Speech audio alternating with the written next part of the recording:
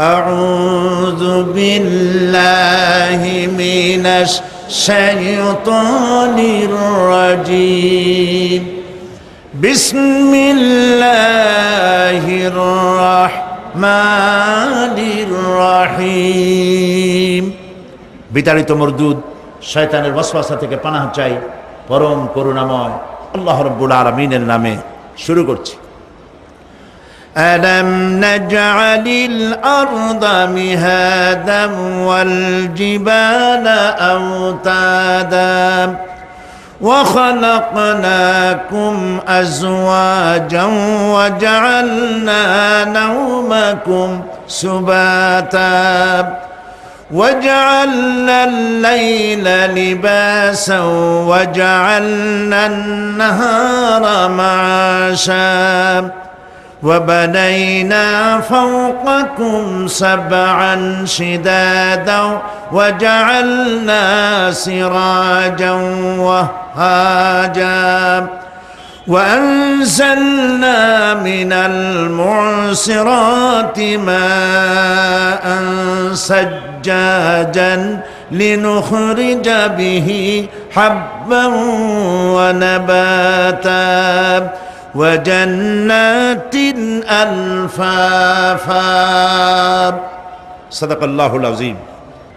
আমি আজকে যে আয়াতগুলি তেলাওয়াত করেছি এই আয়াতগুলির মধ্যে দেখা দৃষ্টান্তগুলি আল্লাহ চোখে দেখা দৃষ্টান্তগুলিকে আঙ্গুল দিয়ে দেখাচ্ছেন যে দেখো এইগুলি যে আল্লাহর পক্ষে সম্ভব, তিনি তোমাকে মৃত্যুর পরে জিন্দা করাও তার জন্য সম্ভব।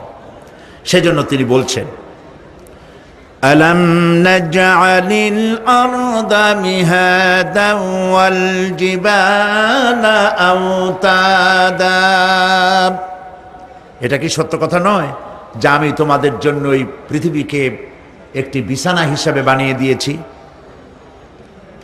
আর এই পৃথিবীর উপরে পাহাড়গুলি দিয়ে পেরেকের মতো পাহাড়গুলিকে প্রথিত করে দিয়েছি।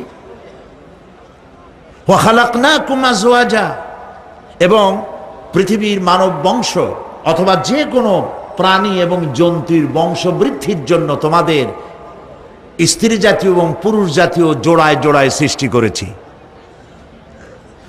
ওয়াজআলনা নাওমাকুম সুবাতা, আর তোমাদের জন্য তোমাদের ঘুমকে শান্তির বাহন করেছি। ওয়াজআলনা লাইলা লিবাসা, আর রাতকে করেছি আবরণ অথবা আচ্ছাদন। ওয়াজআলনা নাহারা মাআশা, আর রুজি কামাবার জন্য দিনটাকে করেছি আলোকোজ্জ্বল। ওয়া বানাইনা ফাওকাকুম সাবআন শিদাদা, আর তোমাদের উপরে 7টি মজবুত আকাশ স্থাপন করেছি। ওয়াজআলনা সিরাজান ওয়াহাজা, আর তাতে একটি অতি উত্তপ্ত অতি উজ্জ্বল একটি বাতি সৃষ্টি করেছি। ওয়ানজালনা মিনাল মুসিরাতি মাআন সাজ্জাজা, এবং ঊর্ধ্ব দেশ থেকে অবিশ্রান্ত অবিরামভাবে বৃষ্টি বর্ষণ করি। কেন? লিনুখরিজা বিহি হাব্বান ওয়া নাবাতা, যাতে করে শস্য, শাক, সবজি, উদ্ভিদ আর নিবিড় বাগান সৃষ্টি করতে পারি। এই ছিল তেলাওয়াতকৃত আয়াতের শাব্দিক তর্জমা। আসুন এবার ব্যাখ্যায় চলে যায়। আল্লাহ পাক বলছেন দেখো এই পৃথিবীটাকে, এই জমিনটাকে একটি বিছানা হিসাবে আমি বিছায় দিয়েছি, শান্তিময় আবাসভূমিতে পরিণত করে দিয়েছি এই পৃথিবীটাকে। আল্লাহ পাক বলছেন আল্লাযী জাআলা লাকুমুল আরদা মাহদান ওয়া জাআলা লাকুম ফীহা সুবুলান লাআল্লাকুম তাহতাদুন, যিনি পৃথিবীকে তোমাদের জন্য দোলনা বানিয়ে দিয়েছেন আর সেখানে তোমাদের জন্য রাস্তা তৈরি করে দিয়েছেন যাতে তোমরা গন্তব্য খুঁজে পাও। সূরা নাবার মধ্যে আল্লাহ পাক পৃথিবীকে বলেছেন বিছানা, আর সূরা আয-যুখরুফের মধ্যে বলেছেন দোলনা। পৃথিবীটাকে আল্লাহ কি বললেন? দোলনা। দোলনার মধ্যে শিশু যেমন শান্তিতে ঘুমায় থাকে, এই পৃথিবীটাকে তোমার জন্য শান্তিতে ঘুমাবার জন্য, চলাফেরা করার জন্য আমি এই পৃথিবীকে শান্ত করে দিয়েছি। সুবহানাল্লাহ। এবং গন্তব্যের জন্য, যাতায়াতের জন্য আমি রাস্তা বানিয়েছি। আপনি বলবেন রাস্তাগুলি তো আমরা বানাইছি গম দিয়া, ইট দিয়া, পাথর দিয়া। হ্যাঁ, আপনি বানাতে পারেন, রাস্তা আপনি বানাতে পারেন, কিন্তু যখন আপনারা কেউ বানান নাই তখন এই পথগুলি আল্লাহরই বানানো ছিল। বিশেষ করে পাহাড়িয়া এলাকায়, পাহাড়িয়া এলাকায় কোন গভর্নমেন্ট গিরিপথ তৈরি করেছে বলেন তো দেখি? কে বানিয়েছে? আল্লাহ পাক তৈরি করেছেন। এ পথ তৈরি করেছে যাতে তোমরা তোমাদের গন্তব্যে পৌঁছতে পারো। মহা শূন্যে ভাসমান এই পৃথিবী, এই পৃথিবীটাকে আল্লাহ পাক আরামের জায়গা বানিয়েছেন, অথচ এই পৃথিবীর মধ্যে আছে কি তা কি আমরা জানি? এই পৃথিবী নামক গ্রহটি, এটি প্রতি ঘন্টায় ৬৬,৬০০ মাইল বেগে পৃথিবীটা ছুটে চলছে বন্দুকের গুলির মতো। প্রতি ঘন্টায় ৬৬,৬০০ মাইল গতিবেগে পৃথিবী ছুটছে। এর অভ্যন্তরে আছে আগুন, এর মধ্যে আছে পাথর। এই এমন মারাত্মক আগুন এই পৃথিবীর পেটের মধ্যে রয়েছে যে আগুন পাথরগুলো পুড়িয়ে লাভায় পরিণত করে দেয় এবং তা উদ্গীরণ করে আগ্নেয় আকারে, আগ্নেয়গিরির আকারে উপচে পড়ে। এই পৃথিবীর মধ্যে এরকম আগুন আছে। এই পৃথিবীতে সর্বপ্রথম বিজ্ঞানীদের এই কনসেপশন আল্লাহ রাব্বুল আলামিন কোরআনের মাধ্যমে দুনিয়াবাসীকে দিয়েছেন। জগৎ একটা বা দুইটা নয়, বহুমাত্রিক জগতের কনসেপশন আল্লাহ পাক দিয়েছেন, অসংখ্য জগৎ। এই পৃথিবীর উপরিভাগে এক জগৎ, এর আভ্যন্তরীণ রয়েছে আর এক জগৎ, সাগরের ভেতরে রয়েছে এক জগৎ, সাগরের তলায় অন্য জগৎ। পৃথিবীর মহাশূন্যে, গ্যালাক্সি, ইউনিভার্সাল মহাশূন্যের ভিতরে যা কিছু রয়েছে তার মধ্যে রয়েছে অসংখ্য জগৎ। জগৎ একটি নয়, অসংখ্য জগৎ রয়েছে। পৃথিবীর মাটির তলায় কত আগুন, সেই দৃশ্য আমি চোখে দেখেছি যখন আমি ভিসুভিয়াস পাহাড় দেখেছি, পৃথিবীর বড় আগ্নেয়গিরি। আল্লাহ পাক জাহান্নামের আগুনের ইন্ধন করবেন মানুষ আর পাথর। ওয়াকুদুহান নাস ওয়াল হিজারা, পাথর আর মানুষ হবে জাহান্নামের আগুনের ইন্ধন। পৃথিবীর মাটি থেকে 3 মাইল উঁচা ভিসুভিয়াসের পাহাড়ের উপরে, ভিসুভিয়াস পাহাড় কোথায় বলতে পারেন? ইটালিতে।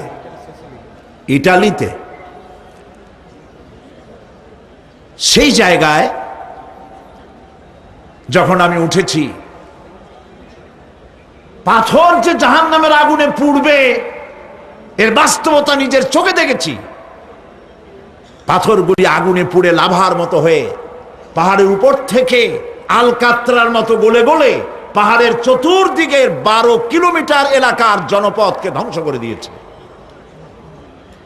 ইটালিতে আরো একটি জায়গা আছে যেটার নাম সিসিলি, সেখানেও একটি জীবন্ত আগ্নেয়গিরি আছে যেটা আগুন এখনো জ্বলতেছে, যে কোনো মুহূর্তে এ আগুন ছড়িয়ে পড়তে পারে। কাজেই পৃথিবীর মধ্যে একদিকে রয়েছে, এর মধ্যে রয়েছে আগুন, রয়েছে পাথর গলায়া লাভা বানাবার মতো বিরাট শক্তি। সেই পৃথিবীটাকে আল্লাহ পাক এতটা শান্ত করে রেখেছেন তোমরা যেন নিশ্চিন্তে এর কোলে দোলনার ভিতরে শিশু যেমন ঘুমায়, এই পৃথিবীটাকে তোমার জন্য দোলনা বানিয়ে দিয়েছি। তাও আমরা সুবহানাল্লাহ বলবো না? সুবহানাল্লাহ। বন্দুকের গুলির চাইতেও দ্রুতগামী এই পৃথিবী ছুটছে। সেই পৃথিবীকে বিনা দ্বিধায় আমরা খুঁজছি, সেটাকে চিরে ফেলছি এবং তার পেট থেকে রিজেক হাসিল করছি। ঠিক কিনা বলুন?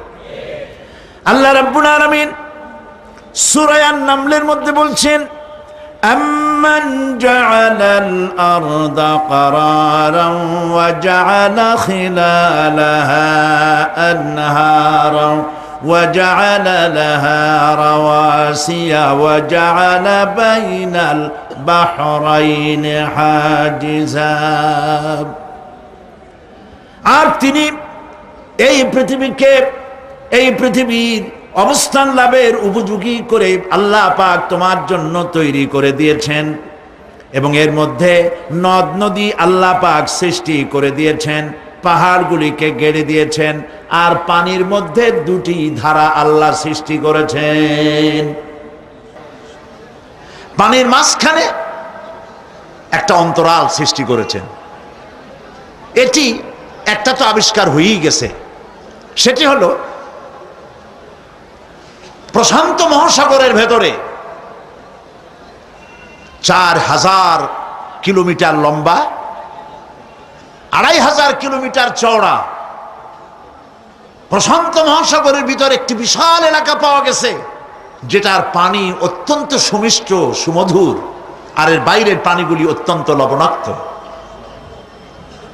সূরা আর রহমানের মধ্যে আল্লাহ পাক বলেছেন, মারাজাল বাহরাইনি ইয়ালতাকিয়ান বাইনাহুমা বারযাখুন লা ইয়াবগিয়ান ফাবিআইয়ি আলাই রাব্বিকুমা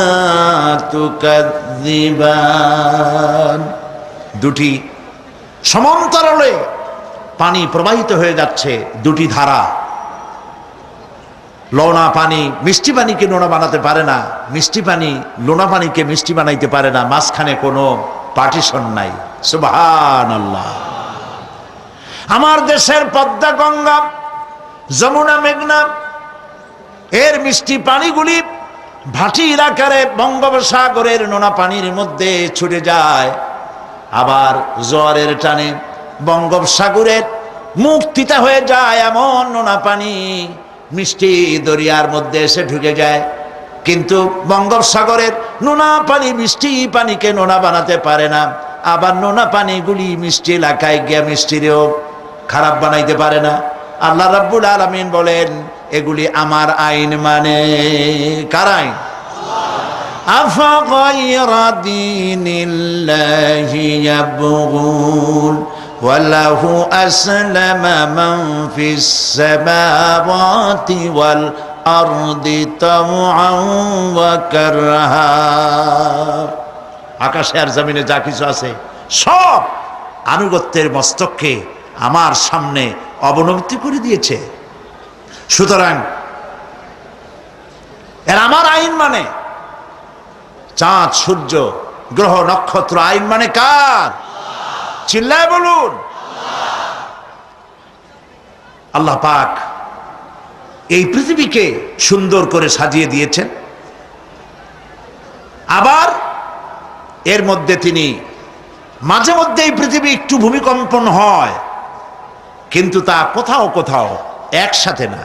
একসাথে যদি সারা পৃথিবীতে ভূমিকম্প হইতো, সৃষ্টি জগতে অস্তিত্ব বিলুপ্ত হয়ে যেত। কথা বুঝতে পেরেছে? এই জন্য আল্লাহ পাক বলেন, ইন্না ফি খালকিস সামাওয়াতি ওয়াল আরদি ওয়া ইখতিলাফিল লাইলি ওয়ান নাহার লাআয়াতিন লিউলিল আলবাব। নিশ্চয়ই আকাশ এবং জমিনের সৃষ্টির ব্যাপারে আর রাত আর দিনের পরিবর্তনের ব্যাপারে যারা জ্ঞানবান তাদের জন্য রয়েছে আল্লাহ পাকের নিদর্শন। এই ঘূর্ণায়মান পৃথিবী নিয়মিত ঘুরছে, সূর্যের কাছে চলে যাচ্ছে, আবার দূরে সরে আসতেছে। আর এই ঘূর্ণায়মান আসে বলে, সূর্যের কাছে যায় আর আসে বলে এক এলাকায় রাত হয় আর এক এলাকায় দিন হয়। এখন বাংলাদেশে রাত 8:45, আর ঠিক একই সময় আমেরিকার নিউ ইয়র্কে এখন দিনের 9:15। যদি এরকম অবস্থা না হতো, তাহলে এক এলাকার প্রাণীগুলি বাঁচত, অন্য এলাকার প্রাণীগুলি ঠান্ডায় ফ্রিজ হয়ে যেত। আমাদের এই পৃথিবী আল্লাহ পাকের এক অফুরন্ত নিয়ামত। এই অফুরন্ত নিয়ামত আল্লাহ পাক আমাদেরকে দিয়েছেন, আর এর মধ্যে এর অভ্যন্তরে রয়েছে মানুষের খাদ্য তৈরি করার মতো প্রাণ শক্তি মাটির মধ্যে আল্লাহ পাক দিয়েছেন। পৃথিবীটা এটি সূর্যকে আর চন্দ্রকে আল্লাহ পাক একটা নির্ধারিত মেজারমেন্ট করে রেখেছেন, একটা ঠিক সঠিক জায়গায় রেখেছেন। বিজ্ঞানীরা বলেছেন সূর্যর যে ডিগ্রিতে এখন আছে ওর থেকে কয়েক ডিগ্রি যদি নিচে নেমে আসতো, গোটা পৃথিবী জ্বলে পুড়ে ভস্ম হয়ে যেত। আবার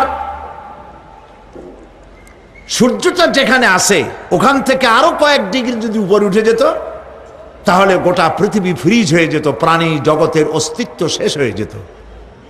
চাঁদ সম্পর্কে বলা হয়েছে চাঁদ যত ডিগ্রিতে আল্লাহ পাক স্থাপন করে রেখেছেন ওর থেকে কয়েক ডিগ্রি উপরে যদি উঠে যেত, গোটা পৃথিবী মরুভূমি হয়ে যেত। আর যদি কিছু নেমে আসতো, গোটা পৃথিবীতে জলোচ্ছ্বাস হয়ে পানিতে পৃথিবী ডুবে শেষ হয়ে যেত। তাও সুবহানাল্লাহ বলবো না? এ সমস্ত কুদরত কার? আল্লাহ পাক। আল্লাহ রাব্বুল আলামিন এরপরে বলছেন ওয়াল জিবালা আওতাদা, মাটিকে বানালাম বিছানা, আর এই বিছানাকে এটা যেন তোমাকে নিয়ে নড়াচড়া করতে না পারে সেই জন্য আমি পাহাড়গুলি পেরেকের মতো গেড়ে দিলাম। এখানে আছে যে পাহাড়কে পৃথিবীর মধ্যে পেরেকের মতো গেড়ে দিছি। কেন দিছি সেটি এসছে অন্য আয়াতে। আল্লাহ রাব্বুল আলামিন বলেন ওয়া আলকা ফিল আরদি রাওয়াসিয়া আন তামিদা বিকুম, আল্লাহ পাক বলেন তিনি জমিনে পর্বতের নোঙ্গর পর্বতের পেরেক রকম করে এই পৃথিবীর মধ্যে গেড়ে দিয়েছেন যেন পৃথিবীটা তোমাকে নিয়ে যেন হেলাদোলা করতে না পারে। এই পাহাড় পৃথিবীর ভারসাম্য রক্ষা করেছে। পাহাড়গুলি আজকে মানুষেরা কাটা শুরু করেছে ইন্ডাস্ট্রি বানাবার জন্য, বাড়িঘর বানাবার জন্য। পাহাড় যারা কাটছেন আত্মঘাতী কাজ করতেছেন। প্রকৃতির ভারসাম্য, এনভায়রনমেন্ট নষ্ট তো আমরাই করতেছি, ঠিক কিনা বলেন? কারা নষ্ট করতেছে? আমরা নিজেরাই করতেছি, আত্মঘাতী কাজ করছি। এই পৃথিবীতে কত পাহাড় দরকার, কত গাছ দরকার, কত পানি দরকার, সে কথা কে বলতে পারবেন? বলেন সবাই। আল্লাহ পাকের যা কিছু তিনি সৃষ্টি করেছেন সেগুলির উপরে হস্তক্ষেপ করা, কিছু কিছু জিনিসের উপরে হস্তক্ষেপ করা মারাত্মক আত্মঘাতী। পাহাড়গুলি দিয়ে এই সুউচ্চ পাহাড় শুধু খিল বানায় রাখছেন আল্লাহ, পেরেক বানায় রাখছেন, শুধু তাই নয়, এই পাহাড়ের উপরে পানি জমে থাকে বরফ হইয়া। আমরা যখন প্লেনে যখন যাই, ঢাকা এবং চিটাগং যে ফ্লাইটগুলি আসা যাওয়া করে এগুলি 9,000, 10,000, 11,000 ফিট দিয়ে উচ্চতায় উড়ে আসে। কিন্তু আমরা যখন ইন্টারন্যাশনাল ফ্লাইটে উড়ি তখন সেগুলি চলে 35 থেকে 40,000 ফিট পর্যন্ত উচ্চতায় উড়ে যায়। পৃথিবী যে কত সুন্দর তা প্লেনে উঠলে বোঝা যায়। আর বাংলাদেশ যে কত সুন্দর মনোরম তা দেশের উপর থেকে প্লেনে উঠতে গেলে দৃশ্য দেখে, নয়ন অবিরাম দৃশ্য দেখে সেজদায় মাথা নত হয়ে আসে। সুবহানাল্লাহ, সুবহানাল্লাহ। আমার দেশ যে কত ভালো, আলহামদুলিল্লাহ বলেন। পৃথিবীর যে কোনো দেশের তুলনায় আমার দেশ অনেক অনেক অনেক ভালো, আলহামদুলিল্লাহ বলেন। এর গাছে হাত দিলে খাবার পাওয়া যায়, পানিতে হাত দিলে খাবার পাওয়া যায়, জমিনে হাত দিলে খাবার পাওয়া যায়, যেখানে হাত দেবেন সেখানে খাবার। আমাদের তো আসলে খাদ্যের অভাব না। আমাদের কি খাদ্যের অভাব আসলে? না, আসলে খাদ্যের অভাব না। আমাদের সব আছে, বিশাল বনজ সম্পদ আছে। কাপ্তাই, রাঙ্গামাটি, বান্দরবন যে দেখেন বনজ সম্পদ কাহাকে বলে। খুলনার ফরেস্ট এরিয়া যে দেখেন বনজ সম্পদ কারে বলে। রয়েছে বনজ সম্পদ, রয়েছে খনিজ সম্পদ, রয়েছে পশু সম্পদ, রয়েছে মৎস্য সম্পদ, রয়েছে পানি সম্পদ, সর্বোপরি রয়েছে মানব সম্পদ। সব আছে। তাহলে মরি কেন? মরি সৎ লোকের অভাবে। আল্লাহ রাব্বুল আলামিন এই পৃথিবীতে মানুষগুলিকে সুন্দর করে সৃষ্টি করে তার খাওয়া, চলা ফেরা, ওঠা বসা সব কিছুকে একটি নিয়মতান্ত্রিক পদ্ধতিতে পরিচালিত করেছেন। এটা বুঝলে পরে কল্যাণ, না বুঝলে অকল্যাণ। আসল বক্তব্য ছিল কি? পাহাড়। প্লেনে ওড়ার সময় দেখেছি রাশিয়ার উপর থেকে যখন উড়ে যায়, টার্কি, ইটালি, আফ্রিকা দেশসমূহের উপর দিয়ে যখন উড়ে যায়, তখন দেখতে পাই নিচে পাহাড়ের মাথাগুলি সাদা ধপধপ করছে। প্রথমে তো বুঝি নাই যেগুলি কি, পরে জিজ্ঞেস করে জেনেছি। যখন প্রথম বিদেশে গেছি তখন বুঝি নাই, তারপরে বুঝতে পারলাম এ হলো আল্লাহ পাকের সেই কথা যে পাহাড়ের উপরে আমি পানি জমায় রাখি। এই জমাকৃত পানি সূর্যের চাপে গলাইয়া পাহাড় থেকে পাদদেশে নামাইয়া ফসল উৎপাদিত করি, যেখানে বৃষ্টি সম্ভব নয়। মানে বৃষ্টি যেখানে যাওয়ার প্রয়োজন নাই, সম্ভব নয় তা না, আল্লাহর কাছে অসম্ভব বলে কিছু নাই। কিন্তু কোথাও আল্লাহ পাক বৃষ্টি দিয়ে দেন, কোথাও সাগরের পানি, কোথাও খালের পানি, কোথাও নদীর পানি, কোথাও পাহাড়ের পানি দিয়ে এভাবে ব্যবস্থা করে দেন। এনভায়রনমেন্ট এগুলি নষ্ট করে ফেলছে। একটা দেশ আছে যার নাম, একটা মহাদেশ যার নাম অ্যান্টার্কটিকা। এই অ্যান্টার্কটিকা মহাদেশে কোনো মানুষ নাই, আছে শুধু পেঙ্গুইন। কি আছে কম তো? পেঙ্গুইন। শুধু বরফ আর বরফ। এগুলি জমা করে রাখার মধ্যে রয়েছে আল্লাহ পাকের বিশেষ কুদরত, যা আল্লাহ পাক মানুষের জন্য তৈরি করে রেখেছেন। মানুষ বুঝতে পারে না। এনভায়রনমেন্ট নষ্ট করে ফেলার পরে এই বরফগুলি গলে যাচ্ছে, নষ্ট হয়ে যাচ্ছে। এরপরে আল্লাহ পাক বলছেন, وَخَلَقْنَاكُمْ أَزْوَاجًا, আর এই পৃথিবীর বংশধারাকে, সৃষ্টি ধারাকে ঠিক রাখার জন্য আমি তোমাদেরকে জোড়ায় জোড়ায় সৃষ্টি করেছি। সুবহানাল্লাহ। প্রত্যেকটি প্রাণীর ভিতরে স্ত্রী জাতীয়, পুরুষ জাতীয় আছেই, আছে কিনা বলেন? এমন একটা নামকন যেখানে শুধু পুরুষ, নারী নাই, স্ত্রী জাতীয় নাই, আছে নাকি? নাই। বংশধারা বৃদ্ধি করার জন্য প্রত্যেকটি প্রাণী আল্লাহ পাক বলছেন জোড়ায় জোড়ায় বানাইছি, তোমাদেরকেও আমি জোড়ায় জোড়ায় বানিয়েছি। আর কি করেছি? আল্লাহ পাক বলছেন,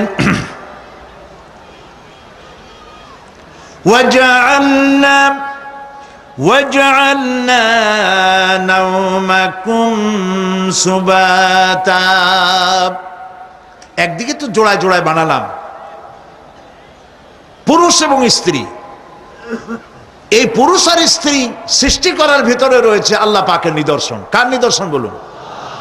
কোরআনে কারিমে আল্লাহ পাক বলেন, وَمِنْ آيَاتِهِ أَنْ خَلَقَ لَكُم مِّنْ أَنفُسِكُمْ أَزْوَاجًا لِتَسْكُنُوا إِلَيْهَا وَجَعَلَ بَيْنَكُم مَّوَدَّةً وَرَحْمَةً إِنَّ فِي ذَلِكَ لَآيَاتٍ لِقَوْمٍ يَتَفَكَّرُونَ। আর আল্লাহ পাকের অসংখ্য নিদর্শনের মধ্যে এটিও নিদর্শন যে তিনি তোমাদের থেকে তোমাদের জোড়া সৃষ্টি করেছেন, তোমাদের স্ত্রী বানাইছেন। কেন? লিতাসকুনু ইলাইহা, যাতে করে তুমি তার কাছ থেকে তোমার মনের প্রশান্তি, সেও এবং তুমিও উভয়ের কাছে মনের প্রশান্তি খুঁজে পাও। ওয়াজআলা বাইনাকুম মাওয়াদ্দা, আর আল্লাহ পাক তোমাদের মধ্যে সৃষ্টি করেছেন ভালোবাসা। ওয়া রাহমা, আর পরবর্তী সময় সৃষ্টি করেছেন দয়া এবং করুণা। লিতাসকুনু ইলাইহা বলতে বোঝানো হয়েছে যে এই ব্যবস্থা আপনি আপনি হয়নি, এটি একটি উদ্দেশ্যকে লক্ষ্য করে হয়েছে। একে অপরের নিকটে যেন শান্তি পায়, প্রশান্তি পায়, একজন আরেকজনের কাছে পূর্ণ মাত্রায় তাই মিলিত হওয়ার জন্য নির্জন পরিবেশের আশ্রয় নেয়। আর এভাবে করি আল্লাহ পাক মানব বংশের এই ধারাকে অব্যাহত রেখেছেন। সুবহানাল্লাহ। ওয়া জাআলা বাইনাকুম মাওয়াদ্দা, আর তোমাদের মধ্যে আল্লাহ পাক ভালোবাসা সৃষ্টি করেছেন। এই কথা বলার এর ব্যাখ্যা কি? ভালোবাসা সৃষ্টি করেছেন এর ব্যাখ্যা এরকম হতে পারে, কয়েক রকম। আমি যেটা জেনেছি সেটি হচ্ছে এরকম, ভালোবাসা সৃষ্টি হওয়ার তো কথা ছিল না। এক পর্যায়ে ভালোবাসা থাকবে কোন একটি বিশেষ সময়, বাকি সব সময় ঝগড়া হবে, এটাই হওয়া স্বাভাবিক ছিল। ধরুন মেয়ের বাড়ি চট্টগ্রাম, ছেলের বাড়ি বরিশাল। মেয়ে শুটকি খেতে খুব পছন্দ করে, ছেলের গন্ধও সহ্য করতে পারে না। মেয়ে বলে খড়ে জাত দে, আর ছেলে বলে যে কমে যাও। মানে একজন আর একজনের ভাষার সাথে মিল নাই। কথা ঠিক কিনা বলেন? ভাষার সাথে মিল নাই। রুচির সাথে মিল নাই। একজনের টক পছন্দ করে আর একজনের টক সহ্য করতে পারে না, আর একজনের শুটকি খায় আর একজনের শুটকি পছন্দ করে না। কাজেই রুচি আর অভ্যাস ইত্যাদি দিয়ে সারাদিন স্বামী স্ত্রীর মধ্যে ঝগড়া হওয়া স্বাভাবিক ছিল, ঠিক না? আল্লাহ পাক বলেন সেখানে আমি এই স্বামী স্ত্রী যখন হয়ে যায় তখন দুজনের মধ্যে আমি ভালোবাসার সৃষ্টি করে দেই। আর সে ভালোবাসা এমন পর্যায়ে চলে যায় স্ত্রী তার স্বামীর জন্য জীবন দিতে চায়, স্বামী তার স্ত্রীর জন্য জীবনের সবকিছু উজাড় করে দিতে চায়। ওয়া জাআলা বাইনাকুম মাওয়াদ্দা, এরপরে সৃষ্টি করি রাহমা। ওই ভালোবাসা ছিল যৌবন কেন্দ্রিক, বিশেষ এক উদ্দেশ্যকে সামনে রেখে। কিন্তু যখন যৌবনে ভাটি লাগলো তখন ওই উদ্দেশ্য আর থাকলো না। তখন আল্লাহ পাক বলেন এই সময় তো দুজনের মধ্যে রাগারাগি খেসাখেসি ইত্যাদি হয়, স্বাভাবিক ছিল, কিন্তু তা হইল না। আমি রহমত দিলাম, করুণা দিলাম, এখন বুড়ি বুড়ারে ছাড়ে বাঁচে না, আর বুড়াও বুড়িরই ছাড়া বাঁচে না। তাও আমরা সুবহানাল্লাহ কব না? প্রিয় ভাই সব, আমি বুঝতে পারছি আপনারা বলেন ঠিকই, তবে শুনতে শুনতে মোহমুগ্ধ হয়ে বলার সময় পান না। জি আলহামদুলিল্লাহ, বলি আলহামদুলিল্লাহ। তো আল্লাহ রাব্বুল আলামিন পরস্পরের মধ্যেই ভালোবাসা সৃষ্টি করলেন। এটি আল্লাহ পাকের আয়াত। এটা আল্লাহ পাকের কি বলুন? আয়াত মানে কি? নিদর্শন। এরপরে রাব্বুল আলামিন বলেন ওয়াজআলনা নাওমাকুম সুবাতা, আর আমি তোমাদের জন্য ঘুমকে করেছি শান্তির বাহন। মানুষের অঙ্গ প্রত্যঙ্গ প্রত্যেকটির কাজ ভিন্ন, প্রকৃতিও ভিন্ন। চোখ দেখে, কান শোনে, জিহ্বা স্বাদ গ্রহণ করে, নাক শোনে, নাক শোখে, মস্তিষ্ক চিন্তা ভাবনা করে। এ হলো প্রকৃতি। আর প্রত্যেকটি অঙ্গ প্রত্যঙ্গের রুচি আলাদা, কর্তব্যের মধ্যে বিরাট বৈষম্য। যেমন চোখ রঙিন এবং সুন্দর জিনিস দেখতে ভালোবাসে, ঠিক কিনা? বলেন ঠিক কিনা? একটা খারাপ জিনিসের দিক চোখ পড়লেই মানুষ তাড়াতাড়ি চোখ ফিরায় নেয়, ঠিক না? চোখ সুন্দর এবং রঙিন জিনিস দেখতে ভালোবাসে। কান সুমধুর সুর শুনতে ভালোবাসে, উৎসাহ বোধ করে। আর হাত নরম এবং মসৃণ জিনিসে স্পর্শ করতে উৎসাহ বোধ করে। নাক আতরের গন্ধ শুঁকতে ভালো লাগে। আর মন নতুন নতুন রঙিন ভাবনা ভাবতে চেষ্টা করে। বাড়ি বানাবো, বিল্ডিং বানাবো, ইন্ডাস্ট্রি করব, ছেলে বিয়ে দেবো, মেয়ে বিয়ে দেবো অমুক জায়গায় বিরাট লোকের কাছে। ভাবতে ভাবতে ভাবের সাগরে হারিয়ে যায়। আর ভাবনার ভিতরে খেয়ালে যদি কেউ পোলাও পাকায়, বাস্তবে তা হোক আর না হোক, খেয়ালে মনে মনে যদি কেউ পোলাও পাকায়, তাহলে ঘিয়ের দাম যাই হোক না কেন তাতে কিছু আসে যায় না, ঠিক কিনা? মানুষ রঙিন রঙিন ভাবনা ভাবতে খুব মজা পায়। তাহলে আমি কি বুঝাইতে চাইলাম? চোখের কাজ, নাকের কাজ, মুখের কাজ, কানের কাজ, মনের কাজ, প্রত্যেকটি অঙ্গ প্রত্যঙ্গে ভিন্ন ভিন্ন কাজ আছে, ভিন্ন ভিন্ন রুচি আছে। কিন্তু একটি ব্যাপারে হাত, পা, চোখ, নাক, মস্তিষ্ক সব এক ব্যাপারে তারা ঐক্যমত পোষণ করেছে। এ ব্যাপারে কোনো ইখতিলাফ তাদের মধ্যে নাই, সেটা হলো ঘুম। সেটার নাম কি? ঘুম। ঘুমাইতে চায়, হাতের শরীরের সমস্ত অঙ্গ প্রত্যঙ্গ ঘুমের কোলে নিবেদিত হয়ে যেতে চায়। ঘুম না আসলে হাত আর চলে না, মাথায় আর ভাবতে ইচ্ছা করে না, পাও আর চলতে চায় না, হার্টবিট বেড়ে যায়। আর ঘুমালে পরে সব শান্ত হয়ে যায়। সুবহানাল্লাহ কব না? আল্লাহ রাব্বুল আলামিন বলেন এই নিদ্রা কি, এই ঘুমকে আমি তোমাদের জন্য শান্তির বাহন বানিয়ে দিয়েছি। আলাম ইয়ারাউ আন্না জাআলনাল লাইলা লিয়াসকুনু ফীহি ওয়ান নাহারা মুবসিরান ইন্না ফী যালিকা লাআয়াতিন লিকাওমি ইউমিনুন। তারা কি আল্লাহ পাকের এই কুদরতের কথা চিন্তা করে না? যে আমি রাতের আধার দিয়ে ধরনীর বুক ছেয়ে দেই, দিনের উজ্জ্বলতা, কোলাহল, গাড়ির আওয়াজ, ভ্যাঁ ভোঁ আওয়াজ হচ্ছে, কলকারখানার আওয়াজ হচ্ছে, সূর্যের বিরাট তাপ, ঘুম আসে না। সারাদিন কাজ করার পর শরীরের আরাম দেওয়ার জন্যে রাতের একটি কালো চাদর পৃথিবীর উপরে আমি বিছায় দেই।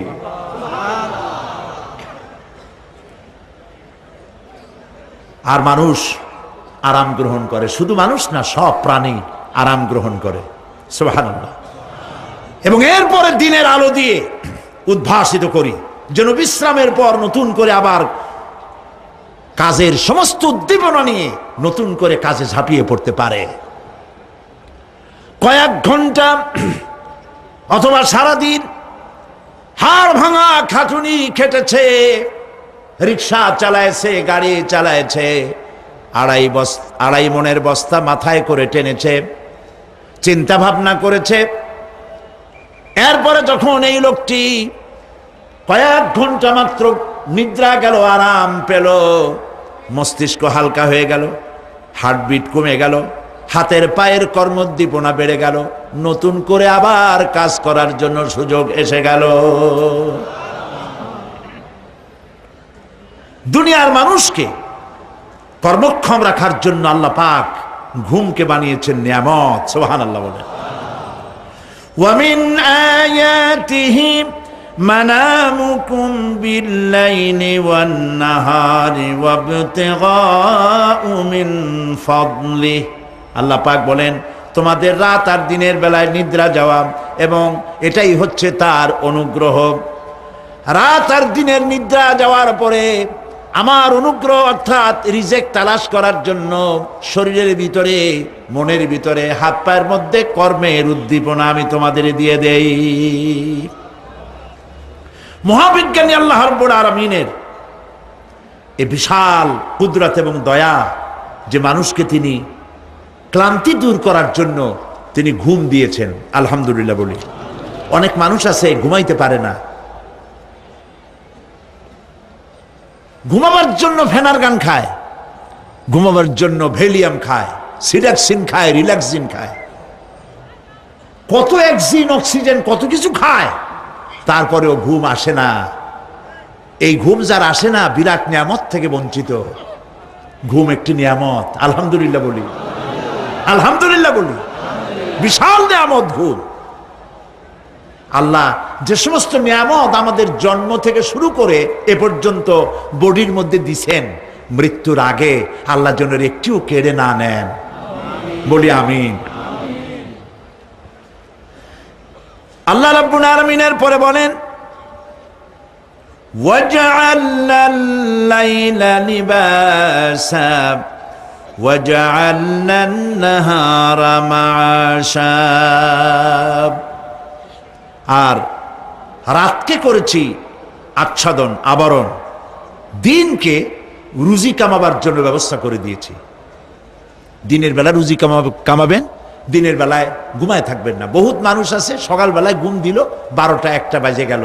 উর্দুতে ছোটবেলায় পড়েছিলাম, জিসনে সোয়া উসনে খোয়া, যে ঘুমাইলো সব সর্বনাশ করলো। অসময় ঘুমানো, অসময় ঘুমানো সর্বনাশ হয়ে যাবে সব। এই জন্য আল্লাহ পাক বলেছেন, দিনটারে বানাইছি রুজি কামাবার জন্য। রুজি কামাও, রুজি কামানো এটাও একটা ইবাদত। রুজি কামানো কি? হালাল রুজি কামাবেন, ইবাদত। আপনি যে আপনার স্ত্রীকে একটা ব্লাউজ কিনে দেন, কাপড় চোপড়, প্রয়োজনীয় কসমেটিক্স কিনে দেন, আপনি যে বাজার ঘাট করেন, সব হালাল পয়সা যদি হয়, সাদকা দেওয়ার মতো সমান সওয়াব হবে। রুজি কামাইতে হবে, এটা আল্লাহ পাকের হুকুম, রুজি কামাও। ফাইদা কুদিয়াতিস সালাত ফান্তাশিরু ফিল আরদ ওয়াবতাগু মিন ফাদলিল্লাহ। সুবহানাল্লাহ বলেন। নামাজ যখন শেষ হয়ে গেল, ফাইদা কুদিয়াতিস সালাত, নামাজ যখন শেষ হয়ে গেল, ফান্তাশিরু ফিল আরদ, তখন জমিনে ছড়িয়ে পড়ো আর আমার অনুগ্রহ, রিস্ক অনুসন্ধান করো। সুবহানাল্লাহ। মসজিদে বসে বসে খালি তসবিহ টিপতে থাকো না, কাজের সময় কাজ করো। অফিস থেকে বলে আসছে জোহরের নামাজ পড়তে যাই, জোহরের নামাজ পড়িয়ে তারপর নফল পড়া শুরু করছে, এরপরে দোয়া দুরূদ পড়া শুরু করছে। 1 ঘন্টা অফিসের সময় নষ্ট করেছেন। ফরজ নামাজ, সুন্নত নামাজ পড়তে যতটুকুন লাগবে, এর থেকে বেশি সময় নিলে বেতন হালাল হবে না। আপনি মিথ্যা কথা বলে, মিথ্যা ছুটি নিয়ে দিনের কাজ করতে পারেন না। আপনার রুজি হালাল হইতে হবে। আপনার নফল নামাজ পড়া দরকার, রাত পড়ে আছে, রাতের বেলা গিয়ে জনমের মতো নফল পড়েন, কে নিষেধ করবে? মনে থাকবে কথা? প্রিয় ভাই সব, হযরত ওমর ফারুক রাদিয়াল্লাহু তাআলা আনহু তিনি একবার মসজিদ নববীর মধ্যে দেখলেন ফজরের সময়, জোহরের সময় তিনি দেখলেন ফজরে যাদের দেখলাম এক জায়গায় বসা ৫-৭টা লোক, জোহরে তো তাদেরই দেখতেছি, আসরের সময় দেখলেন ওইখানে বসা, মাগরিবেও দেখলেন, এশায়ও দেখলেন। এশার নামাজের পর তিনি প্রশ্ন করলেন, তোমরা কারা? বলল যে আমরা হলাম দূরের থেকে আসছি, মসজিদে নববী শ্রেষ্ঠ মসজিদ, এখানে বসে বসে আল্লাহর জিকির আজগার করি। তো আল্লাহর জিকির আজগার করো, নামাজ পড়ো, খাও কি? কাজে কিছু লোক আছে ওরা মেহেরবানি করে রান্না করে আনিয়া আমাদের খাওয়াইয়া যায়। হযরত ওমর ফারুক রাদিয়াল্লাহু তাআলা আনহু বললেন, তাহলে তো তোমার চাইতে, তোমরা যে কয়জন এখানে বসে ইবাদত করো, তোমাদের চাইতে ওই ব্যক্তি অনেক উত্তম যে নিজে রুজি কামাই করে তোমাদের খাওয়ায় যায়, তোমরা তো অলস। শুনে রাখো, নামাজের সময় ছাড়া আগামীকাল এই জায়গায় যদি বসা দেখি, ব্যাট মারে বাইর করে দেবো মসজিদ নববী থেকে। ইসলাম কাজের প্রতি উদ্দীপনা দিয়েছে, ইসলাম কাজের ট্রেনিং দিয়েছে। সুবহানাল্লাহ বলে কাজ করো আর খাও, বসে বসে বাপের বোঝা হইও না। প্রিয় ভাই সব, এরপরে আল্লাহ পাক বলছেন, ওয়াবানাইনা ফাওকাকুম সাবআন শিদাদা, আর তোমাদের উপরে আমি তোমাদের উপরে শক্ত মজবুত 7টি আকাশ সৃষ্টি করেছি। সুবহানাল্লাহ। এর থেকে বেরিয়ে যাওয়ার কোনো উপায় নাই, এটা ফাটল ধরাবারও কোনো উপায় নাই। এবং এই আকাশটাকে আমি আবার সুন্দর করে সাজায় রাখছি, নয়ন অভিরাম দৃশ্য সার্বক্ষণিকভাবে আমি রেখেছি, রাতের আধারে যা দেখা যায়। সেটা কি? আল্লাহ রাব্বুল আলামিন বলেন, ইন্না যায়্যানাস সামাআদ দুনিয়া বিজিনাতিনিল কাওয়াকিব, এই দুনিয়ার আকাশখানিকে তারকা প্রদীপ দিয়া সাজায় রেখেছি মনের মতো। দেখো তুমি তাকাইয়া, কি সুন্দর করে আকাশকে সজ্জিত করে রেখেছি। আল্লাযী খালাকা সাবআ সামাওয়াতিন তিবাকা মা তারা ফি খালকির রাহমানি মিন তাফাউত ফারজি'ল বাসারা হাল তারা মিন ফুতুর। ক্ষমাশীল তিনি, সপ্ত আকাশ রচিলেন থরে থরে, কোনো ত্রুটি হেরিবে না তার পূর্ণ সৃজন পরে। চাহো তুমি তার সৃষ্টি পানে, দেখো কিছু ভুল চুক, ফিরাও তোমার নয়ন খানি, ফিরাও তোমার মুখ। আকাশটাকে সুন্দর করে সাজাইছি, তাকায় দেখো তো কোনো ভুল ত্রুটি আছে নাকি? সুবহানাল্লাহ। আল্লাহ পাক বলছেন, মা তারা ফি খালকির রহমান মিন তাফাউত, রহমানের সৃষ্টির ভিতরে কোনো ত্রুটি পাবে না। ফারজি'ল বাসারা হাল তারা মিন ফুতুর, আবার তাকাও। কে বলতেছেন? আবার তাকাও, ভালো করে তাকাও, দেখো কোন সৃষ্টির মধ্যে কোনো ত্রুটি আছে কি? জোরে বলেন নাই, জোরে বলেন নাই, বলেন আলহামদুলিল্লাহ, সুবহানাল্লাহ। এক দরবেশ, সে একবার এক বট গাছের তলায় বসিয়া এই আয়াত পড়তেছিলেন। এই আয়াত পড়ে তার মনে উঠলো, আল্লাহ পাক বলছেন হাল তারা মিন ফুতুর, দেখো কি কোনো ভুল চুক, আবার তাকাও। তো সে দেখে ভুল ত্রুটি তো ধরবার উপায় নাই, আল্লাহ তোমার সৃষ্টির মধ্যে কোনো ত্রুটি নাই, তবে একটা জিনিস আমার কাছে একটু বেকায়দা লাগে। সেটা কি? সে বলছে যে আল্লাহ, এই যে বট গাছ, বিশাল গাছ, যেমন গাছ ফলটা তো ওইরকম হয়নি, তাল গাছটা যেমন ফলটাও ওই রকম, নারকেল গাছটা যেমন ওই রকম, বেল গাছটা যেমন ফলটা ওই রকম, চালটাটা যেমন ফলটা ওই রকম, ঠিক না? কিন্তু এত বড় বট গাছ ফল একেবারে একটু একটু। দরবেশ সাহেব চিত হয়ে শুয়ে শুয়ে এগুলি চিন্তা করতেছিলেন। হঠাৎ করে একটা বটের ফল, আধা পাকা ফল, অনেক উপর থেকে বৃন্তচ্যুত হয়েছে দরবেশ সাহেবের নাকার ডগার উপরে টস করে পড়ছে। পড়ার সাথে সাথে নাক জ্বলিয়ে উঠছে। কান ধরে তওবা করে দরবেশ সাহেব সিজদায় পড়ে গেছেন। আল্লাহ, কি বলিলা করলাম! আমার চিন্তা মতে যেমন গাছ তেমন ফল, তালের সাইজের যদি হইতো, যে পজিশনে আমার নাকের উপরে পড়ছে, নাক তো ভালো, মাথাও গুঁড়ো গুঁড়ো হয়ে যেত। সুবহানাল্লাহ, সুবহানাল্লাহ। আল্লাহ পাক বলছেন, সুম্মা রজি'ল বাসারা কাররাতাইন ইয়ানকালিব ইলাইকাল বাসারু খাসিআও ওয়া হুয়া হাসির। অক্ষমহীন দৃষ্টি তোমার সৃষ্টিতে পাবে ফাঁকি, ফিরাও তোমার নয়ন খানি, ফিরাও কাঙ্গালাখি। আমার সৃষ্টি নৈপুণ্যতার দিকে যতবার তাকাও না কেন, আমার সৃষ্টির ভিতরে কোনো ত্রুটি তুমি দেখতে পাবে না। এই জন্য নবীজি বলেছেন, আল্লাহ রাব্বুল আলামিনের সৃষ্টির কলাকুশলতার প্রতি কেউ যদি একবার গবেষণা করে, একটা ঘন্টাও যদি কেউ চিন্তা করে, কয় ঘন্টা?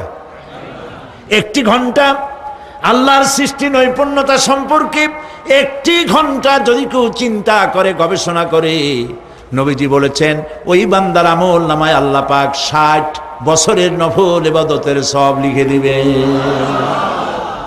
চিন্তা করো, গবেষণা করে, শ্রদ্ধায় মাথা নত হয়ে আসবে, আপনাতেই সেজদা করবে। সুবহানাল্লাহ। এরপরে আল্লাহ পাক বলেন, ওয়াজআলনা সিরাজাহ ওয়াহাজা। আর আমি তোমাদের উপরে আকাশ সৃষ্টি করেছি, আর ওর মধ্যে আমি সৃষ্টি করেছি মহাশূন্যে এক অতি উত্তপ্ত, অতি উজ্জ্বল এক বাতি সৃষ্টি করেছি। সিরাজ শব্দের অর্থ হলো সূর্য, ওয়াহাজ এ শব্দের অর্থ হচ্ছে একই সাথে অতি উত্তপ্ত, অতি উজ্জ্বল। সূর্যের ব্যাস হচ্ছে এই পৃথিবীর চাইতে, সূর্যের ব্যাস হচ্ছে পৃথিবীর চাইতে 109 গুণ, এবং এর আয়তন পৃথিবীর চাইতে 13 লক্ষ গুণ বড়। আর দূরত্ব হচ্ছে পৃথিবীর মাটি থেকে 9,30,00,000 মাইল ব্যবধানে এই সূর্যকে আল্লাহ পাক স্থাপন করেছেন। এই সূর্যের মধ্যে যেমন রয়েছে তাপ, আবার তেমন রয়েছে আলট্রা ভায়োলেট রে। সূর্যের মধ্যে অনেক কিছু আছে, এখনো বিজ্ঞানীরা তা আবিষ্কার করতে পারে নাই। এর মধ্যে কল্যাণধর্মী জিনিসও আছে এবং অকল্যাণ জাতীয় কিছু জিনিস আছে। সেটা কি কারণে, সেটা আল্লাহ ভালো জানেন, আমরা জানি না। আমরা মনে করি অকল্যাণ, আল্লাহ জানেন ওর মধ্যে কি কল্যাণ আছে। যেমন সাপের বিষ, আমরা সাপ দেখলেই মারি, কিন্তু সাপ আপনাকে ক্ষতি না করলে আপনি মারবেন কেন? আর যদি ক্ষতি করার মনে হয়, ক্ষতির মতো মনে হয়, মেরে ফেলে দিয়ে। এটা বলা হয়েছে হাদিস শরীফে, ক্ষতিকর মনে হলে মেরে ফেলে দিয়ে। কিন্তু সাপ তার বিষের মধ্যে মানুষের জীবন রক্ষাকারী ওষুধ সাপের বিষ দিয়েই তৈরি হয়। সূর্যের মধ্যে অকল্যাণ ধর্মী যা আছে সেটা কেন, এটা আমরা জানি না। এখন অকল্যাণ ধর্মী যে জিনিসটাকে বিজ্ঞানীরা মনে করেন, সেটার নাম হলো আলট্রা ভায়োলেট রে, অতি বেগুনি রশ্মি। এই অতি বেগুনি রশ্মি, এটার অ্যাকশন হচ্ছে এই যে প্রাণী জগতের মধ্যে যদি এটা লাগে, এসে পড়ে, পৃথিবীতে যদি স্পর্শ করে, তাহলে ক্যান্সার সহ নানাবিধ দুরারোগ্য ব্যাধিতে গোটা পৃথিবী ছড়িয়ে পড়বে। ওই আল্ট্রাভায়োলেট রে যাতে পৃথিবীর মাটি স্পর্শ করতে না পারে, সেজন্য আল্লাহ রাব্বুল আলামিন ওজোন স্তর তৈরি করেছেন। OZONE, ওজোন স্তর তৈরি করা আছে, যাতে করে ওই রেটা পাস করতে না পারে। সেই রেতে বিজ্ঞানীরা লক্ষ্য করেছে, রেতে ফাটল ধরেছে। সূর্য কত দূরে? 9,30,00,000 মাইল দূরে। মানুষেরা, বিজ্ঞানীরা টের পেয়েছে যে ওজোন স্তরে ফাটল ধরেছে। সুবহানাল্লাহ। আল্লাহ পাক বলছেন, ওয়ামা উতীতুম মিনাল ইলমি ইল্লা কালিলা, তোমাদেরকে খুব সামান্যতম জ্ঞান আমি দান করেছি। সামান্য জ্ঞান দিয়ে গেছে কদ্দুর দেখেন, সুবহানাল্লাহ বলেন। চিন্তায় শ্রদ্ধায় মাথা নত হয়ে আসবে। এগুলি যদি হয় সাধারণ জ্ঞান, ছোট্ট জ্ঞান, সামান্যতম জ্ঞান, তাহলে আমার আল্লাহ সুবহানাহু ওয়া তাআলার জ্ঞান কত অসীম, কত অনন্ত, কত চিরন্তন। সুবহানাল্লাহ। সে আল্লাহ রাব্বুল আলামিন ওজনের স্তরকে রেখেছেন, ওটা ক্র্যাক করেছে। কেন ক্র্যাক করেছে? ক্র্যাক করেছে এনভায়রনমেন্ট নষ্ট করার কারণে। আমরা গাছ কেটেছি, যত গাছ কেটেছি তত গাছ লাগাই নেই। টেলিভিশনে যে গাছ সম্পর্কিত যে বিজ্ঞাপনগুলি দেওয়া হয়, এগুলি নিছক কোনো বিজ্ঞাপনের উদ্দেশ্যে বিজ্ঞাপন নয়, এগুলি বাস্তব। নবী করিম সাল্লাল্লাহু আলাইহি ওয়াসাল্লাম গাছ কাটতে নিষেধ করেছেন। প্রয়োজনে কাটুন, প্রয়োজনে, বিনা প্রয়োজনে আপনি গাছের পাতাও ছিঁড়বেন না, প্রয়োজনে গাছটাও কেটে ফেলতে পারেন। পাতা ছিঁড়বেন না কেন? যেহেতু প্রত্যেকটি পাতা আল্লাহ রাব্বুল আলামিনের জিকির করছে। এই গাছগুলি কেটে কেটে প্রকৃতির ভারসাম্য আমরা নষ্ট করেছি। গাছ আমাদের বন্ধু। আমরা বাতাস থেকে অক্সিজেন গ্রহণ করি, অক্সিজেনকে কার্বন ডাই অক্সাইড করে ছেড়ে দেই। কার্বন ডাই অক্সাইড হচ্ছে প্রাণী জগতের জন্য বিষ। এই বিষকে নষ্ট করে দিয়ে অক্সিজেনকে পরিশোধিত করা, রিফাইন করার কোন ফ্যাক্টরি পৃথিবীতে নাই। আল্লাহ রাব্বুল আলামিন এই সৃষ্টি জগৎকে বাঁচাবার জন্য অসংখ্য গাছ বানিয়েছেন, আর গাছের খাদ্য বানিয়েছেন কার্বন ডাই অক্সাইড। আমার জন্য যেটা বিষ, সেটা গাছের জন্য খাদ্য। গাছ সারা রাত এটাকে খাইলো, দিনের বেলায় সূর্যের তাপে এই কার্বন ডাই অক্সাইড আর গাছের সবুজ রং, পাতার সবুজ রঙে মিলে এক প্রকারের রন্ধন ক্রিয়ার মধ্য দিয়ে কার্বন ডাই অক্সাইড আবার ফ্রেশ অক্সিজেন হয়ে পৃথিবীর প্রাণী জগৎকে বাঁচার জন্য পথ উন্মুক্ত করে দেয়। আল্লাহ সুবহানাহু ওয়া তাআলা তিনি বলছেন, এভাবে করে আমি এই সূর্যের তাপ দিয়ে পৃথিবীবাসীকে কল্যাণধর্মী হিসেবে সূর্যকে সৃষ্টি করেছি। এই সূর্যের তাপ, এটি একটি বিরাট অগ্নিকুণ্ড। কোটি কোটি বছর ধরে ভূপৃষ্ঠে আলো এবং উত্তাপ ছড়িয়ে যাচ্ছে। সুবহানাল্লাহ বলেন। বলেন তো, পৃথিবীর সমস্ত আগুন সব যদি এক জায়গায় করা হয়, সূর্য এক সেকেন্ডে যে তাপ পৃথিবীতে দেয়, ওরকম এক সেকেন্ডের তাপ পৃথিবীর সব আগুন এক জায়গায় হইয়া সমভাবে সর্বত্র ছড়াতে পারবে কি? সুবহানাল্লাহ। মসজিদ আন-নববী আশ-শরীফ, আল মদিনা আল মুনাওয়ারা, সোনার মদিনা। সুবহানাল্লাহ। আমি মদিনায় গিয়া এবারও বলছি, আল্লাহ যদি ফাহাদের মাফ করতে চান, মসজিদে নববী এবং মসজিদে হারামের যে এক্সটেনশন এবং হাজিদের জন্য যে উপকার করেছেন, আল্লাহ যদি মাফ করতে চান, এটা বড় আকারের একটা ওসিলা হয়ে যেতে পারে।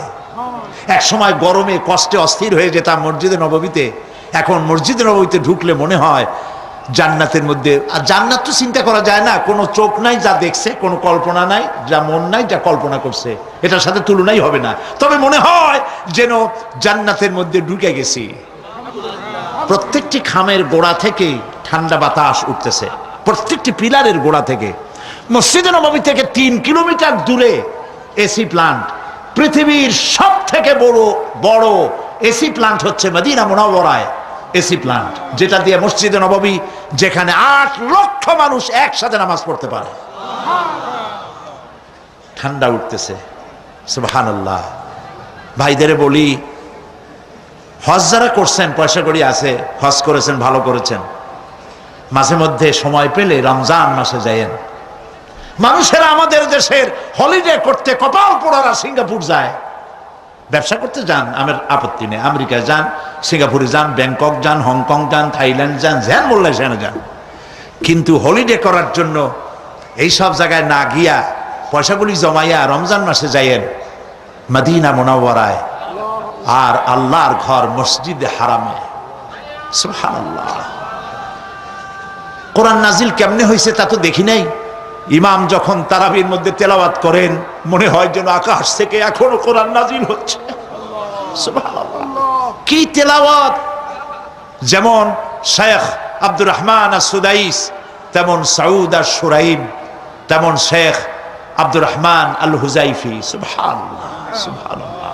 তো আল্লাহ তার কুদরত দিয়ে এই পৃথিবীকে ভরে রেখেছেন, নিয়ামত দিয়ে ভরে রেখেছেন।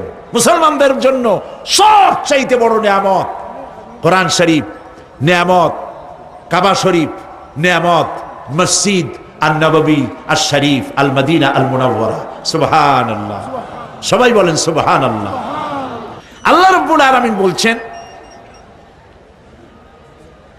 وأنزلنا من المعصرات ماء ثجاجا।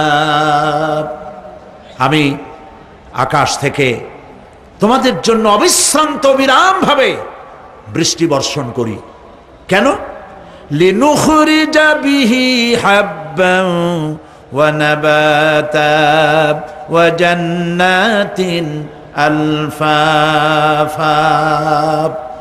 আকাশ থেকে বৃষ্টি বর্ষণ করি যাতে করে শাক সবজি শস্য দানা খাদ্য এই জমিন তোমাদেরকে উৎপাদিত করে দেয়। আলহামদুলিল্লাহ।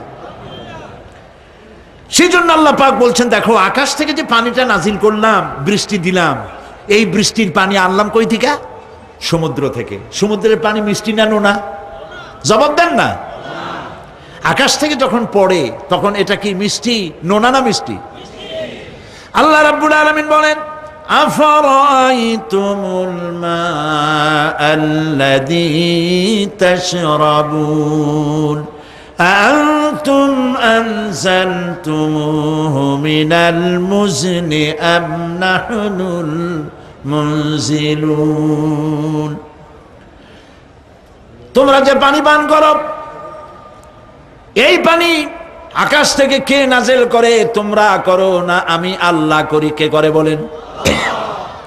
আল্লাহ পাক বলছেন, লাউ নাশাউ জাআলনাহু উজাজান ফালাউলা তাশকুরুন। ইচ্ছে করলে এই পানিগুলি কি লবণাক্ত আকারে নাজিল করতে পারতাম, আমি মিষ্টি করে নাজিল করে দিলাম। কেন বান্দা আমার শুকর আদায় করো না? নোনা অবস্থায় যদি নাজিল হতো সমস্ত ফসল তোমাদের ধ্বংস হয়ে যেত। এখন আপনি বলতে পারেন যে আল্লাহ পাক, আল্লাহ তাআলা তিনি আকাশ থেকে পানি না দিলে আমাদের অসুবিধা কি? মানুষ তো নানান রকম চিন্তা করে, পানি না দিলে তো কি অসুবিধা? আমার খালে পানি, আমার বিলে পানি, আমার কুয়ায় পানি, আমার টিউবওয়েলে পানি, পানি না দিলে ক্ষতি কি? আল্লাহ পাক কোরআনে কারীমের মধ্যে বলেছেন, কুল আরাআইতুম ইন আসবাহা মাউকুম গাওরান ফামান ইয়াতিকুম বিমাইম মাইন। বলো দেখি সবে, শুকাইয়া যদি যায় এই জমিনের পানি, তাহলে হেথায় তটনির ধারা কে দিবে সবারে আনি। বান্দারে, বৃষ্টি না হইলে তুমি পানির পরোয়া করো না। সমুদ্রের পানি নেবা, নদীর পানি নেবা, কলের পানি নেবা। শুনে রাখো বান্দা, নদীর প্রবাহমান নদীর পানি, কলের পানি, টিউবওয়েলের পানি, মাটির পরতে পরতে পানি সব যদি আমি শুকায় দেই, কে আছে এই পৃথিবীতে যে নতুন করে তোমার জন্য পানি আমদানি করে দিতে পারে? পারে কেউ? কেউ পারে না। এই পানি দিয়ে আমি তোমাদের জন্য ফসল ফলাই। লিনুখরিজা বিহি হাব্বান ওয়া নাবাতা। ইয়া আইয়ুহান নাসু যকুরু নি'মাতাল্লাহি আলাইকুম হাল মিন খালিকিন গায়রুল্লাহ। হে মানব সকল, স্মরণ করো আল্লাহ পাকের ওই নিয়ামতকে। ওই আল্লাহ ছাড়া তোমাদের কি এমন কেউ আছে? কোন আল্লাহ, কোন রিজিক দাতা? ইয়ারযুকুকুম মিনাস সামাই ওয়াল আরদ, যিনি আকাশ এবং জমিন থেকে তোমাদেরকে রিজিক দিতে পারেন। লা ইলাহা ইল্লা হুয়া, ওই আল্লাহ ছাড়া কেউ নাই। ফাআন্না তুফাকুন, যাও কই? কেন বিভ্রান্ত হও? আল্লাহ পাক আকাশ থেকে পানি দিলেন, জমিনের ফসল উৎপাদন করে দিলেন, আর এরপরে আল্লাহ পাক বলেন, ওয়া জান্নাতিন আলফাফা, আর ঘন সন্নিবদ্ধ নিবিড় বাগান বানায় দিলাম। সুবহানাল্লাহ বলেন। এখানে আল্লাহ পাক কি কি বললেন? শাক, লক্ষ্য করুন, শাক সবজি খাদ্যশস্য উদ্ভিদ এগুলো দিলাম, আর সাথে সাথে ঘন নিবিড় বাগান বানাইলাম। নিবিড় বাগান দেখছেন? দেখেন নাই, বোঝেন নাই, তাই দেখেন নাই, তা নাহলে দেখছেন। কক্সবাজার যাওয়ার সময় দেখেন না গাছের রাস্তার দুই ধারে কত গাছ, দেখছেন কিনা? রাঙ্গামাটি যাওয়ার সময়, বান্দরবনে যাওয়ার সময় কার বাবা এই গাছগুলি লাগাইছে? কোন কে লাগিয়েছে? আল্লাহ। চিল্লায় বলেন কে লাগিয়েছে? পাহাড়ের গাছ কি আপনি লাগাইছেন? তো কথা কইতে পারলেন না কেন? কে লাগিয়েছে? আল্লাহ পাক। সুন্দরবন ফরেস্ট এরিয়া দেখছেন কোনোদিন? না দেখলে যাইয়েন, দেখে এসেন। বিশাল এরিয়া, বঙ্গোপসাগরের কিনারা দিয়া খুলনা, সাতক্ষীরা, এই বিরাট অঞ্চল, বরিশাল, খুলনা, সাতক্ষীরা, পটুয়াখালী, বিরাট এরিয়া নিয়ে রয়েছে সুন্দরবন। শত শত মাইল, সুবহানাল্লাহ বলে। বিশাল গাছ, গাছের এরিয়া। এই গাছগুলি কে লাগাইছে? জোরে বলেন কে লাগাইছে? এই গাছগুলির নার্সিং করেন কে? একটা জিনিস দেখে আমি অবাক হয়ে গেছি, সেটা হলো এখানে বহু রকমের গাছ আছে। সুন্দরী কাঠ, পশুরি, বাইন, গেওয়া, গোল, অনেক রকমের গাছ আছে। যেখানে সুন্দরী গাছ, সব সুন্দরী গাছ। যেখানে গেওয়া, যেখানে বাইন, যেখানে গোল, গোল পাতা, সব সেখানে সেইগুলাই। অথচ কেউ যে গাছগুলি লাগাই দিয়ে আসে নাই। আরেকটা অসুবিধা, আরেকটা জিনিস হচ্ছে এই জোয়ারের সময় এই এলাকা ডুবে যায়, 1 হাত 1.5 হাত পানি হয় গাছের গোড়ায়। যে ফলগুলি পড়ছিল গাছ দিয়া, এই ফলগুলি ভাটির টানে চলে গেল, নিচে নেমে গেল, নদীতে নেমে গেল, আবার জোয়ারের টানে উঠে আসলো, পানিতে ভেসে ভেসে ফলগুলি ভারী হয়ে গেল। এক সময় ভাটির টানে আর গেল না। এই গাছগুলিকে, সুন্দরী গাছের মধ্যেই সুন্দরী ফল, বাইনের মধ্যে বাইনের ফল কে সাজাইয়া এই সুন্দর বাগানগুলি বানাইল? চিল্লায় বলো।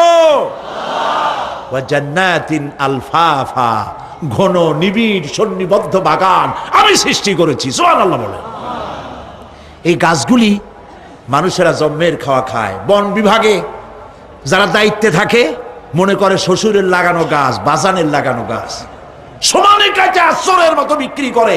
এরা ডাকাত, এরা চোরের চাইতেও নিকৃষ্ট যারা গাছ চুরি করে।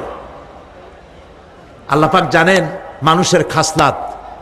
এই ফরেস্ট বিভাগে, বন বিভাগে যারা চাকরি করেন, সব খারাপ আমি তা বলবো না, ভালো মন্দ মিলেই আছে। কিছু আছে জন্মের খাওয়া খায়, ঘুষ খায় আর গাছগুলো বেচে ছাড়িয়ে দেয়, সর্বনাশ করে দেয়।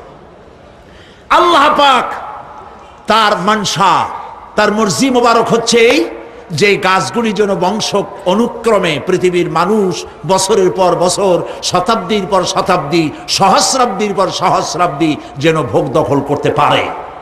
সেজন্য আল্লাহ রাব্বুল আলামিন এই বন জঙ্গল রক্ষা করার জন্য নিজস্ব গার্ড বাহিনী রেখে দিয়েছেন। চিন্তা করছেন সেই গার্ড বাহিনী কারা? বন্য হাতি, রয়্যাল বেঙ্গল টাইগার, বড় বড় সাপ। আপনারা যান, যায় দেখবেন সালাম কেমনে দেয়। রয়্যাল বেঙ্গল টাইগার জীবিত মানুষ খায় না। তার অর্থ কি? তার অর্থ হলো বাঘের মুখোমুখি মানুষ যখন হয়, তখন বাঘের চেহারা দেখে মানুষের রুহু গলার কাছে এসে যায়। আদমরা তখনই হয়। এরকম জীবনে আমার এক পজিশন হয়েছিল। লন্ডনে আমাকে আমার ভক্তরা বলল যে সাফারি পার্ক আমাকে দেখাবে। তখন চলো সাফারি পার্ক কি? যে সব জন্তু জানোয়ার ছাড়িয়ে দেওয়া, ওর মধ্যে দিয়া গাড়ি নিয়ে যেতে হবে। তাই বললাম থাবা দিয়ে যদি গাড়ির গ্লাস গ্লাস ভাঙে? তা বললো যে ওখানে পুলিশ আছে, লোকজন আছে, হর্ন জোরে বাজাইতে হবে, নিয়ম আছে, তাহলে তারা আসবে এবং বন্দুকের মধ্যে রাবারের গুলি আছে, বিষ মাখানো, ওইটা মেরে দেবে। তারপরে জন্তুটা পড়ে যাবে, তার ঘুম আসবে, তখন বেঁচে যাবে। আমি দেখার লোভ সামলাইতে পারলাম না, আর ভয় তো ঘামে গেলাম। আল্লাহ ভরসা করে গেলাম। বিশাল এরিয়া, আল্লাহ যে কত দেখাইছে গোলামের, সুবহানাল্লাহ। সারা জীবন সেজদায় পড়েও কুলাইতে পারবো না, কত আল্লাহ দেখাইছেন, সুবহানাল্লাহ। গেট দিয়ে ঢুকলাম, লোহার বিশাল গেট, বাঘ সিংহ সব ছাড়িয়ে দেওয়া জঙ্গলের মধ্যে। তা আমরা গেছিলাম একটা ভালো সময়, সকালবেলা সেখানে সব গোস্ত, বড় বড় গোস্ত, এগুলো খাইতে দিছে, প্রাণীরা সব গোস্ত খাওয়ায় ব্যস্ত।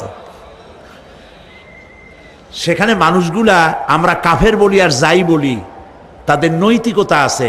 আমার দেশের বাঘগুলারে তাদের জন্য বরাদ্দ হচ্ছে গোস্ত, কিন্তু চার পায়া জন্তুরে হাড্ডি খাওয়াইয়া দোপায়া পশুগুলিতে গোস্তগুলো খাইয়ে ফেলে। জানোয়ার পশুর চাইতে নিকৃষ্ট, ঠিক কিনা বলেন? পশুর খাদ্য নিজে খায়। যাই দেখেন আমাদের দেশের চিড়িয়াখানাগুলির অবস্থা, বাঘ শুকায় গেছে, হরিণ শুকায় গেছে, সিংহ শুকায় গেছে। তার তো শুকাবার কথা না। ওরা কে খাওয়ায় জঙ্গলে? কে খাওয়ায়? আল্লাহ পাক খাওয়ান, সুবহানাল্লাহ। এত বড় বড় গোস্তের টুকরা এক একটা বাঘে পেয়েছে। বাঘ একটারে নিয়ে গাছে উঠছে, আর একটা টানাটানি করতেছে, আর আমরা গাড়ি নিয়ে আসতে যাচ্ছি।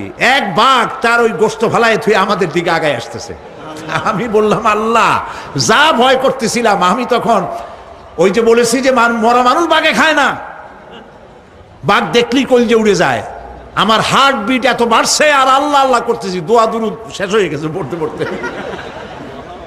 বাঘটা একেবারে গাড়ির কাছাকাছি আসছে, ইন্না লিল্লাহ পড়তে পড়তে সরে গেলাম। আল্লাহর মেহেরবানি, বাঘটাও কি মনে করলো এই যে ছোট্ট আল্লাহর ছোট্ট গোলাম, হরে খাইয়া কি হবে বলে ছাড়িয়ে দিল আমার ওই মনে করে। তার যা শক্তি, গাড়ির গায়ে যদি থাপ্পড় মারতো, আমার টয়োটা গাড়ি ছিটকে আর এক জায়গায় পড়ে যেত। আল্লাহ বাঁচাই দিলেন, সুবহানাল্লাহ। প্রিয় ভাই সব, আল্লাহ রাব্বুল আলামিন এই সব জিনিস পৃথিবীকে দিয়েছেন। আর এইগুলি বলার পরে আল্লাহ পাক বলছেন যে এই চোখে দেখা জিনিসগুলি বললাম। কে বলতেছেন? চোখে দেখা জিনিসগুলি দেখালাম। এগুলি দেখে চোখ হলো, চক্ষুকে উন্মিলিত করার জন্য এই সব দৃষ্টান্ত আমি চোখের সামনে রেখে দিলাম। এর দ্বারা বোঝো এত বড় বিশাল আকাশ, অত বড় সূর্য, এত সুন্দর চাঁদ, এই পাহাড়, ওই সমুদ্র, এই বনবনানী যিনি সৃষ্টি করেছেন, আমার মতো ছোট্ট মানুষ মৃত্যুর পরে তিনি আবার জিন্দা করতে जगह जी लगाने के लिए ये दुनिया नहीं है, जगह जी लगाने के लिए ये दुनिया नहीं है, ये इबरत की जा है तमाशा नहीं है। এই পৃথিবী খেল তামাশা করার জায়গা না, দেখো আর শেখো আল্লাহ পাকের অপূর্ব সৃষ্টি, নৈপুণ্যতা, কলা কুশলতা দেখো, আর সেজদা দিয়ে আল্লাহ রাব্বুল আলামিনের শুকরিয়া আদায় করো। সুবহানাল্লাহ। আমরা যদি তা করতে পারি, আল্লাহরে যদি বুঝতে পারি, আমাদের আমল আখলাক ভালো হয়ে যাবে। আমরা চুরি করে গাছ বেচবো না, ওজনে কম দেব না, খাদ্যে ভেজাল দেব না, ঘুষ খাবো না, সুদ খাবো না, প্রতারণা করব না, মিথ্যা কথা বলবো না। আমরা ভালো হয়ে যাব যদি এই একটি জিনিসকে বিশ্বাস করতে পারি যে আমার এই জীবন শেষ কথা নয়, আর একটা জীবন আসবে, সেই জীবনে এই জীবনের সব হিসাব দিতে হবে। রব্বানা যালামনা আনফুসানা وَإِن لَّمْ تَغْفِرْ لَنَا وَتَرْحَمْنَا لَنَكُونَنَّ مِنَ الْخَاسِرِينَ। আয় আল্লাহ তাআলা, বিশাল এই জনসমুদ্র নিয়ে তোমার দরবারে গুনার বোঝা মাথায় নিয়ে হাত তুলেছি। মাবুদ গো, মেহেরবানি করে আলোচনার সবটুকুন নবী করিম সাল্লাল্লাহু আলাইহি ওয়াসাল্লামের রূহ মুবারকে পৌঁছায়া দাও। রব্বুল আলামিন, আমাদের মধ্য থেকে যাদের মা বাপ দুনিয়া থেকে জনমের মতো বিদায় হয়ে গেছে, কবরগুলিকে জান্নাতের টুকরায় পরিণত করে দাও। রব্বির হামহুমা কামা রব্বায়ানি সগীরা। সবাই পড়েন, রব্বির হামহুমা কামা রব্বায়ানি সগীরা।